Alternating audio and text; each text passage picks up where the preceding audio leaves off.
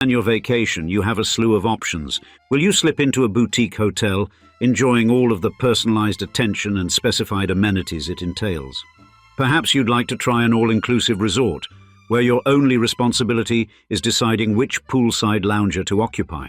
Or maybe you'll opt for one of the thousands of Marriott properties scattered across the globe, each one a carefully calibrated node in a, believe it or not, $62 billion family business. You see, what began as a humble nine-stool root beer stand, of all things, has transformed into a dynastic powerhouse spanning 36 brands across 141 countries, generating $10.4 billion for a single Mormon family. In today's episode of Old Money Luxury, we share the spellbinding story of the Marriott family, a household name hotel dynasty that discovered the perfect alchemy for turning temporary shelter into permanent billions. The Marriott family presides over a hospitality empire worth $62 billion in market capitalization, transforming the mundane act of sleeping into a global, fortune-generating machine. Their collective wealth stands at $10.4 billion in 2025, generational riches built on the foundation of a humble root beer stand. Bill Marriott Jr., the 93-year-old patriarch who still serves as Chairman Emeritus, personally commands $2.6 billion from his 11% stake. His siblings David and Richard aren't subsisting on table scraps either, controlling fortunes of $5.2 billion and $6.7 billion respectively through their various holdings. The brilliance of their business model lies in its elegant simplicity. Marriott International owns fewer than 1% of its hotels. Instead, they collect royalties and management fees, while franchisees shoulder the financial burdens and operational headaches. This asset-light approach delivered an impressive $2.83 billion in net income for 2025, a 19.15% increase from the previous year. Their empire spans over 9,000 properties across 36 brands, from the opulent marble-floored lobbies of Ritz-Carlton to the practical affordability of Courtyard. The family maintains strategic control through 3 board seats, ensuring their vision drives corporate decisions regardless of who occupies the executive suite. Their holdings extend beyond hotel operations into Marriott Vacations Worldwide, worth $4.1 billion, and Host Hotels and Resorts, valued at $12.8 billion. Bill Marriott Jr. embodies the family's peculiar blend of opulence and restraint, famously flying economy class while retreating to a $15 million Potomac mansion, complete with 10 bedrooms and a private golf course. The family's real estate portfolio includes historic Utah compounds and waterfront Maryland estates, private sanctuaries worthy of their hospitality royalty status. Their $500 million in philanthropic donations to institutions like Brigham Young University and the Mayo Clinic demonstrate the scale at which they operate, even in generosity. Behind this gleaming empire of key cards, branded toiletries, and continental breakfasts lies an extraordinary family saga, beginning not in luxury, but in the hard-scrabble soil of 19th century rural England. The Marriott name carries a heritage extending to the blood-soaked battlefields of medieval Europe, where 3 brothers gambled their lives on William the Conqueror's invasion of England. The surname itself emerged from the clash of Viking and Norman cultures in 10th century France, combining the Old Norse words mar, boundary, and geet, gate, eventually Latinized to Marriott in ancient records. Rudolph, William, and Augustine Marriott accompanied William's forces in 1066, their swords helping reshape British history at the Battle of Hastings. Their reward came in generous land grants scattered across Yorkshire, Leicestershire, and Kent, establishing the family as minor nobility in their conquered homeland. Through centuries, regional dialects transformed the spelling, Marriott, Marriott, until by the 16th century, the family had established firm roots in Northamptonshire. In 1540, Robert Marriott leased Ashton Manor, beginning 10 generations of family presence recorded in the stone markers of St. Michael's Church in Ashton. For nearly 3 centuries, the Marriotts lived as yeoman farmers, their fortunes rising and falling with England's agricultural rhythms. Their American journey began with John Marriott Sr., born March 6, 1817, in Road, Northamptonshire, to farmers John and Francis Marriott. His unremarkable rural childhood gave no indication of the momentous decisions that would launch a dynasty across the Atlantic. In 1840, a chance encounter with Joseph Fielding, a missionary for the Church of Jesus Christ of Latter-day Saints, ignited a religious conversion that redirected the family's entire trajectory. After embracing the Mormon faith in 1841, John Sr. made the extraordinary decision to abandon his ancestral homeland for an uncertain future in America. In 1843, he boarded a ship bound for the New World with his wife Susanna Folks and sister Elizabeth, their destination the Mormon settlement at Nauvoo, Illinois. John labored on the Nauvoo temple until religious persecution forced the Mormon community to seek refuge elsewhere. The family joined the Great Mormon Exodus to Utah Territory in 1851, settling in Weber County amid the harsh, unforgiving landscape of the American West. A devout practitioner of his new faith, John embraced polygamy, eventually taking 5 wives and fathering 17 children in the isolated desert community. Among his descendants was his great-grandson, J. Willard Marriott, born in 1900 in Marriott, Slaterville, Utah, a town bearing the family name in recognition of John's pioneering status. Young J. Willard's childhood on the family sheep farm forged the determination that would define his business career. By age 13, this precocious boy cultivated lettuce on unused land, earning $2,000, equivalent to $60,000 today, which he gave to his father.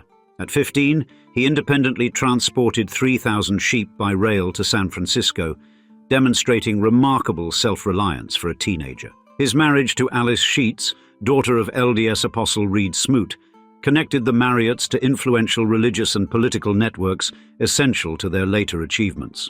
The transformation from sheep-herding Mormon family to hospitality titans began in 1927, when crushing Washington heat revealed an unexpected opportunity to a young man very far from home.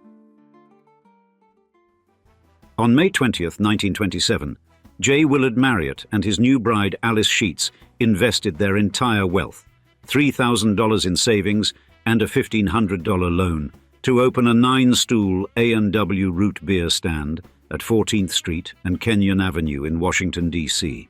The sweltering capital summers, unbearable to many, revealed an opportunity that Marriott, with his farmer's practicality, immediately recognized. He expanded the menu to include hot food, rebranding as the Hot Shopper, and creating what would become the foundation of a global empire. By 1932, in the depths of the Great Depression, when businesses everywhere closed their doors, Marriott expanded to 3 locations and pioneered drive-in, dining with car hop service.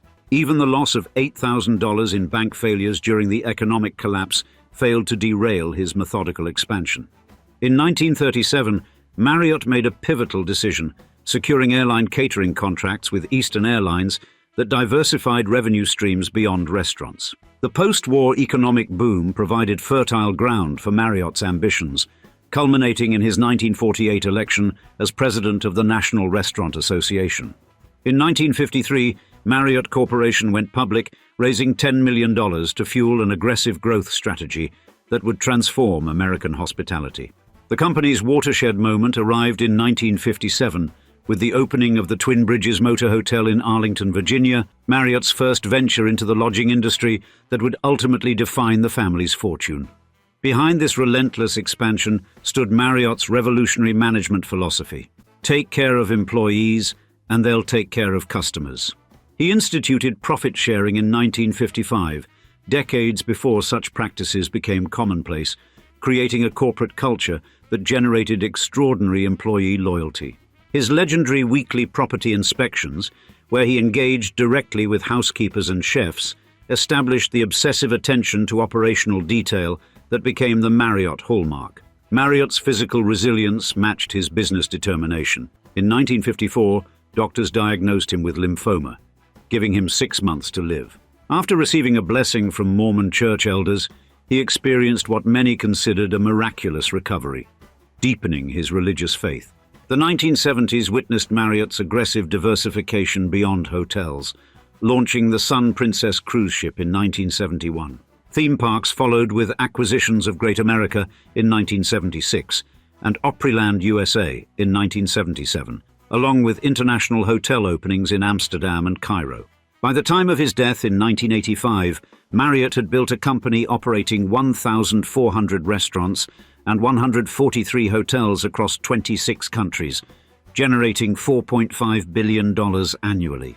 J. Willard's most consequential achievement may have been grooming his son, J.W. Bill Marriott Jr., who began his career washing dishes at Hot Shops restaurants. The younger Marriott moved through operational roles before being named president in 1964 at the remarkably young age of 32. When he succeeded his father as CEO in 1972, Bill Jr. implemented the innovative shift from hotel ownership to management contracts that revolutionized the industry. This asset-light approach minimized capital requirements while maximizing returns, creating the model that would transform Marriott from a successful American business into a global colossus. The smooth exterior of the Marriott Dynasty concealed fractures that threatened to shatter the family's control over their hospitality empire. Born March 25, 1932 in Washington, D.C., Bill Marriott Jr. grew up in the shadow of his father's expanding restaurant business. Unlike many heirs to family fortunes, young Bill began at the bottom, scrubbing dishes at Hot Shops restaurants by age 14, internalizing the lesson that no task was beneath a Marriott. After graduating from the University of Utah in 1954 with a degree in banking and finance, he served in the U.S. Navy before joining Marriott Corporation full-time in 1956. His rise through corporate ranks defied conventional timelines. By 32, Bill became company president, directing expansion into airline catering and international markets. In 1972, he succeeded his father as CEO, implementing the revolutionary shift from property ownership to asset-light franchising that would define modern hospitality business models. Following J. Willard's death in 1985, Bill assumed the chairman role, engineering the 1993 corporate split into Marriott International and Host Marriott. Under his stewardship, Marriott International exploded from 143 hotels to over 8,000 properties, with market capitalization exceeding $62 billion. Despite accumulating a personal fortune of $4.5 billion, Bill maintained his father's legendary frugality, routinely flying economy class and personally inspecting hotel kitchens. His marriage to Donna Garff in 1955 produced 4 children: Deborah, Stephanie, Kathleen, and David, establishing what appeared to be a secure succession path. The carefully constructed family narrative cracked wide open in 2017 when John Marriott III, once groomed as Bill's successor, filed a lawsuit against his father and Uncle Richard. This unprecedented legal assault alleged systematic exclusion from family assets following John's divorce, a personal decision that conflicted with the family's Mormon values. The lawsuit exposed allegations that Bill and Richard had frozen John's access to family trusts and threatened to reveal his struggles with substance abuse. Though settled privately in 2018, the legal battle illuminated the tension between religious principles and modern family dynamics that threatened the dynasty's stability. Public controversy erupted again in 2023 when Marriott faced intense backlash for hosting a summit by conservative group Moms for Liberty, which had inadvertently quoted Adolf Hitler in a newsletter. The incident sparked boycott calls across social media platforms, forcing the company to navigate between its non-discrimination booking policies and growing public relations damage. The greatest challenge to the Marriott dynasty involved succession planning after John's departure from the company in 2006, following his divorce and personal struggles. In 2012, Bill made the momentous decision to appoint Arne Sorensen as CEO, the first non-family leader in Marriott's 85-year history. Sorensen's tenure brought modernization and digital transformation, culminating in the 2016 acquisition of Starwood Hotels that expanded Marriott's portfolio to 30 brands. Throughout this transition, Bill remained actively involved, mentoring Sorensen through crises including the COVID-19 pandemic, when Marriott's revenue plummeted by 75%. As Bill approached his 90th birthday, his youngest son David emerged as the family's standard-bearer, rising from dishwasher to president of U.S. full-service managed hotels before joining Marriott International's board in 2021. David S. Marriott assumed the chairman of the board position in May 2022, becoming only the third chairman in the company's 97-year history. His ascension marks another chapter in the dynasty's control over a hospitality behemoth encompassing more than 9,000 properties across 141 countries. David's career followed the family's ritualistic path from bottom to top, beginning as a dishwasher and methodically climbing to president of U.S. full-service managed hotels. His operational expertise during the complex Starwood acquisition integration established credentials beyond the accident of birth that placed him in the Marriott lineage. While Anthony Capuano holds the CEO title since 2021, David's chairmanship ensures the family maintains its grip on the corporate governance levers. Unlike stereotypical billionaire heirs, David cultivates an image of accessible normalcy, residing in Maryland with his wife and 4 children. He balances corporate responsibilities with an active lifestyle, often combining international property inspections with mountain biking in Singapore or trail running in Utah. His philanthropic efforts include substantial involvement with the J. Willard and Alice S. Marriott Foundation, St. Albans School, and the Guide Dog Foundation. The elder generation continues exerting institutional influence, with 93-year-old Bill Marriott Jr. serving as Chairman Emeritus and moral compass. Bill's famous frugality, flying economy while owning a $15 million Potomac estate with private golf course, embodies the contradictions of a wealthy family that preaches operational discipline. Richard E. Marriott, Bill's younger brother, chairs Host Hotels and Resorts, the REIT managing premium properties, including the Ritz-Carlton in Naples. The Harvard Business School graduate began his career washing dishes at hot shops before leading Marriott's expansion into theme parks and cruise lines. The extended family occupies varying positions of influence. Deborah Marriott leads government relations, leveraging political connections for hospitality industry advocacy. John Marriott III, once the heir apparent before his controversial divorce and subsequent lawsuit, now operates JWM Family Enterprises, managing 16 boutique hotels. His relationship with the family remains fundamentally altered, despite the private settlement of his lawsuit, alleging exclusion from family assets. The company's succession strategy blends meritocratic principles with dynastic preservation, exemplified by associate development programs where 50% of general managers rise from hourly positions. David's 4 children remain largely shielded from public scrutiny, their futures within the family business deliberately kept ambiguous as they mature. The interplay between family values and corporate evolution continues shaping Marriott International as it navigates its second century. The periodic controversies, from family lawsuits to public relations missteps, reveal the underlying tension between Mormon principles and global business imperatives. From J. Willard's 9-stool root beer stand to David's $62 billion enterprise, the Marriott saga demonstrates extraordinary business acumen across generations. And now we'd like to see you in the comments. Were you familiar that Marriott Hotels was a family business, so to speak, and that it was Mormon?